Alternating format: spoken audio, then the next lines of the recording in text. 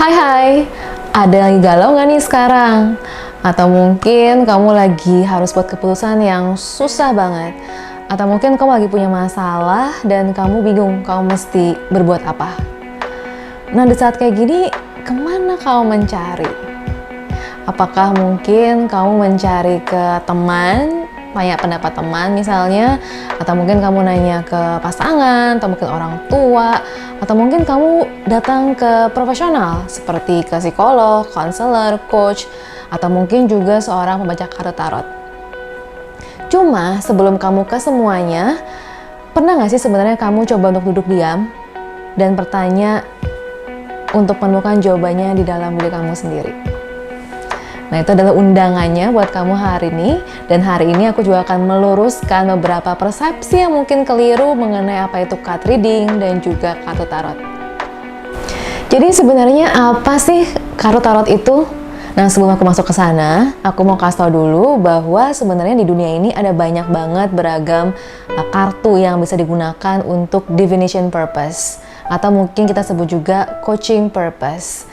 Nah, yang aku banyak pakai adalah kartu tarot dan juga kartu oracle. Kartu tarot sendiri sebenarnya sejarahnya tuh super panjang teman-teman. Jadi di tahun 1400-an, 1300-an dikenal kartu tarot itu sebenarnya sebagai playing cards, game cards yang dipakai di Eropa kebanyakan, di Italia, di Prancis, di mana sebenarnya fungsinya adalah untuk entertainment semata, untuk bermain. Nah baru sebenarnya setelah beberapa ratus tahun kemudian di tahun 1700-an mulailah orang menggunakan kartu tarot untuk keperluan divination, untuk keperluan meramal misalnya. Dan mereka masukkan simbol dan juga pesan-pesan esoteris ke dalam kartu-kartu tarot ini. Nah sebenarnya sekarang ini di dunia kita yang dewasa ini banyak orang menggunakan kartu tarot untuk berbagai macam keperluan. Entah itu untuk meramal, untuk juga mencari keputusan, konfirmasi, dan macam-macam lagi. Sebenarnya buat aku, dan aku juga selalu bilang ini kepada semua klien yang datang ke aku untuk melakukan card reading, buat aku sebenarnya kartu tarot itu adalah sebuah alat semata. Hanyalah sebuah tool gitu. Untuk apa? Untuk kita mengerti diri kita sendiri, mengerti pesan dari semesta yang sebenarnya mungkin kita sudah tahu gitu. Mungkin pertama ada beberapa kemungkinan. Yang pertama kita mungkin bisa jadi terlalu sibuk, terlalu penuh pikirannya sehingga kita bahkan nggak tahu bahwa ada pesan atau jawabannya itu sebenarnya sudah ada. Yang kedua, mungkin kita sebenarnya punya gambaran untuk jawabannya apa, punya kesan jawabannya apa, tapi kita galau. Ini suara hatiku atau mungkin ini pikiranku ya, gitu. Jadi galau. Yang ketiga, mungkin kita sudah tahu jawabannya, tapi kita ngeyel. Jadi kita nggak mau dengerin intuisi kita atau suara hati kita sendiri. Nah, jadi teman-teman ada beberapa kemungkinan untuk kita sebenarnya bisa mencari jawabannya di dalam hati kita. Mungkin itu ada di hati kita sendiri, mungkin kita kadang-kadang mendengar dari teman, dari buku kah, atau mungkin dari tontonan kita, atau mungkin tiba-tiba kita lewat satu tempat dan ada pesannya buat kita.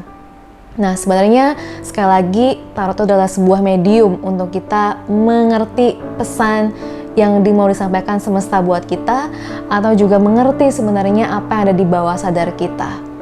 Nah oleh karena itu sebenarnya aku perlu meluruskan ya persepsi yang bilang bahwa tarot itu hanyalah untuk meramal aja, karena sebenarnya enggak banget ya. Kenapa? Karena ada banyak banget teman-teman yang kita bisa temukan, kita bisa discover di saat ini.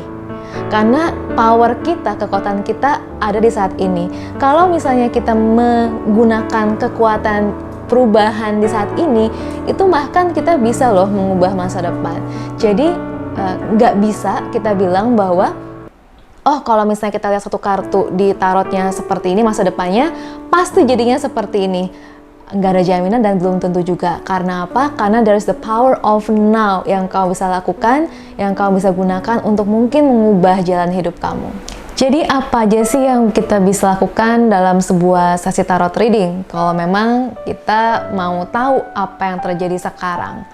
Nah, Ketika misalnya kamu udah klien dan kamu pergi ke seorang pembaca kartu, maka peranku sebagai pembaca kartunya adalah membantu untuk kamu memahami sebenarnya apa yang terjadi dalam hidupmu sehingga kamu pada akhirnya bisa punya clear mind dan bisa membuat keputusan yang tepat buat kamu.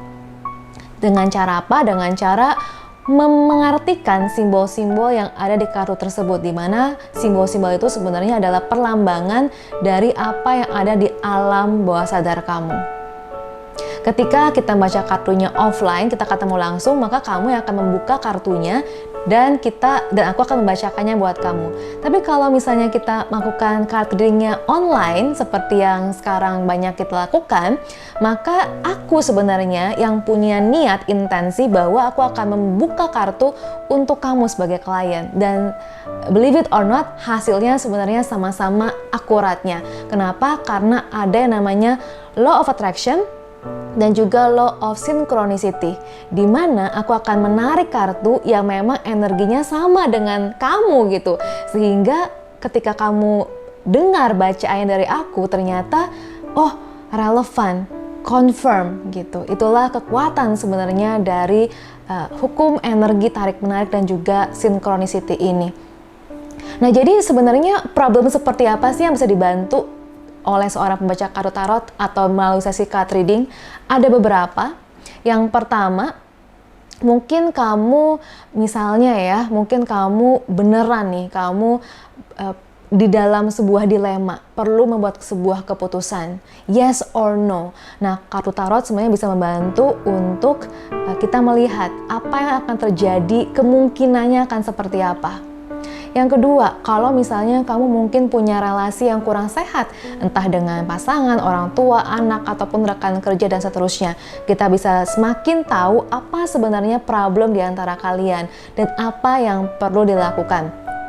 Kemudian bisa jadi juga kita bisa menggunakan kartu tarot untuk konfirmasi mengenai apa yang terjadi sekarang dan mengenai apa langkah yang kamu perlu lakukan.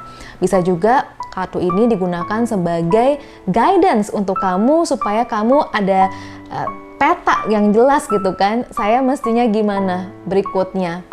Dan juga kalau misalnya teman-teman merasa bingung misalnya mengenai karir kah, mengenai keuangan, mengenai pekerjaan, atau mungkin mengenai masalah-masalah kehidupan yang banyak kita temui seperti mungkin mengurus pasangan, mengurus rumah dan sebagainya.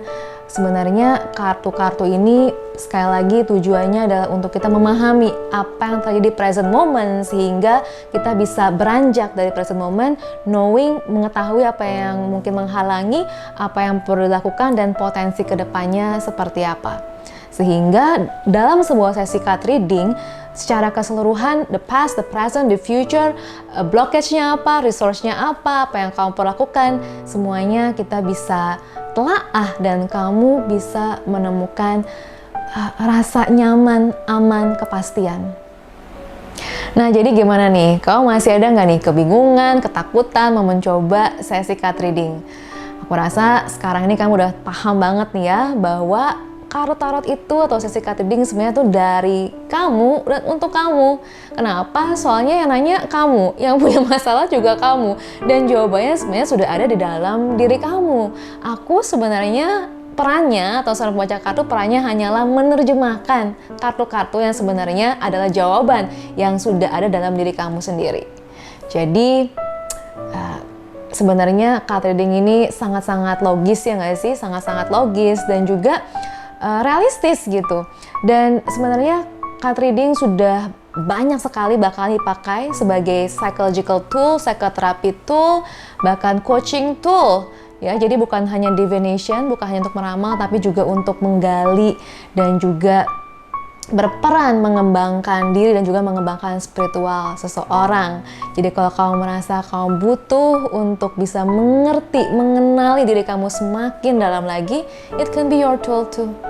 Dan semoga kamu juga bisa menemukan jawaban yang sudah ada di dalam diri kamu.